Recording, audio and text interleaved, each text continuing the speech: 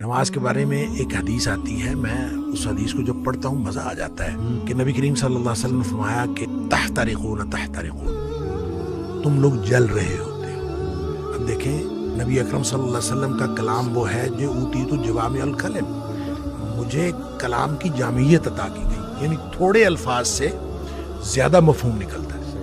وہ اللہ کے نبی دہرا رہے ہیں تحترقون تحترقون، تم جل رہے ہو، تم جل رہے ہو، گویا گناہوں کی بھٹی میں جل رہے ہو۔ حتی اذا صلیتم الفجر، یہاں تک کہ تم فجر کی نماز پڑھ لیتے ہو، غسلتھا، وہ اس کو دھو ڈالتے ہیں۔ ثم تحترقون تحترقون، پھر تم نکلتے ہو تو پھر وہی دنیا ہے، وہی گناہ ہیں، وہی آنکھیں، وہی سماعتیں، کہاں کہاں تم پھر رہے ہو اور گناہ ہو رہے ہیں۔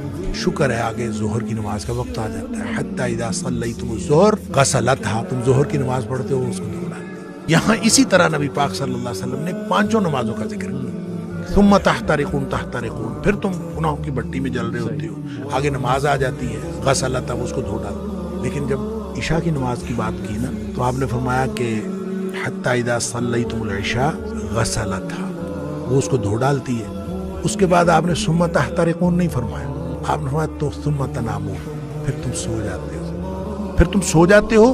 فرمایا پھر کچھ نہیں لکھا جاتا، یعنی پھر گویا وہ جو گناہ ہو رہے تھے وہ گناہ ختم ہو گئے۔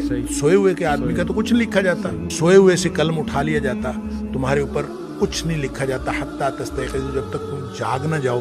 اچھا، اس کا مطلب یہ ہے کہ جو نہیں سویا عشاء کے بعد تو وہ تو تحترقون تحترقون ہو جائے گا۔ تو یہاں سے ایک بات، ایک مسئلہ نکلتا ہے کہ ہم جو عشاء کی نماز پڑھ کے جاگتے رہتے ہیں اور 11-12 بجے تک جاگتے رہتے ہیں، وہ ہم گناہوں کو سمیٹتے رہتے ہیں اور غسلتھا کیے بغیر سو جاتے ہیں، اتنا بڑا رسک لیتے ہیں۔ اس لیے نبی پاک صلی اللہ علیہ وسلم حضرت ابو ہریرہ رضی اللہ تعالیٰ عنہ کو فرمایا تھا کہ ابو ہریرہ سونے سے پہلے وتر پڑھنا نہ بھولنا۔ یہ جو وتر ہے یہ اصل میں رات کی نماز ہے، یہ عشاء کی نماز نہیں ہے، رات کی نماز ہے۔